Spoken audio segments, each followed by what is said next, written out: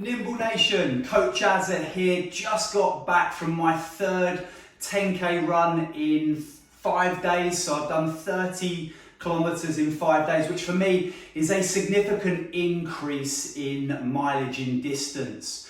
So with that mileage and with that extra mileage and that extra load through the body, I've got to be aware and I've got to be responsible for my recovery. So I'm going to go through now a recovery sequence, which is going to help me down regulate for my run. Now, I've got in from my run, I've had my shower, I've had my food, but I've got to continue to down regulate my body and all the associated systems, structural, physiological, like our heart rate and my blood flow. That's all got to come back down to normal. So in order to do that, I'm going to take myself and you guys through a 3-stage sequence of movements and percussion with our nimble in order to make the most out of my recovery so that I can run again soon.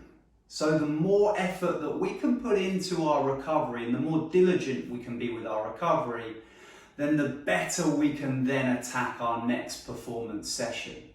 So we're going to be looking in stage 1 at some mobility drills, some basic mobility drills that unlock the entire body and the entire system in just a few quick movements. Once I've done that, I'm then going to add some movement and percussion together. Now, this is what I really think is the secret sauce to percussion and recovery, is that when you incorporate movement into it, you just get that little bit more from your recovery processes. And then from there, I'm then going to take it all the way down to some passive posed type percussion as well. So I'd like to take you through, and if you follow me with your nimble gun as well, we're going to show you and expose you to a brilliant recovery drill that for me today is for running, but really could be for any repetitious type activity. So whether you've biked,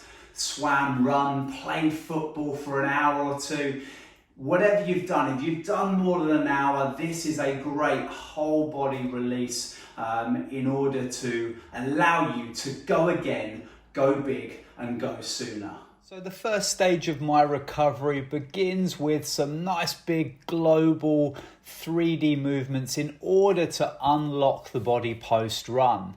I've gone barefoot just to add that proprioception and contact with the ground and to start to begin to soften the feet up after my run. I'm taking here a forwards and backwards step and reach sequence in order to open up the backside of the body in total whilst reaching downwards and stepping backwards. And then as I step through and forwards, I open up the front side of the hip of the standing leg and incorporating the torso and shoulders with it. Once I've gone forwards and backwards on both legs, I can then perform my lateral line sequence. So opening everything up from adductors to lateral hips to rib cage, shoulders, the lot. It's all being opened up and started to be greased up post-run. So moving side to side with the pivot step, one foot in contact with the ground, the other step crossing over the foot and then out wide.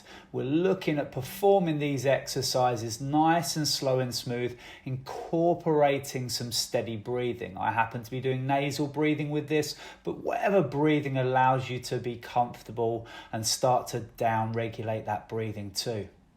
Once we've done forwards and backwards, side to side, we then need to work round and round to finish off all the combinations. So again, from ankles to knees to hips to spine to shoulders, everything is getting opened up, this time through rotation by taking the internal step and then external step whilst allowing the hands to follow along the horizon. Once we've done this, we can then approach stage 2.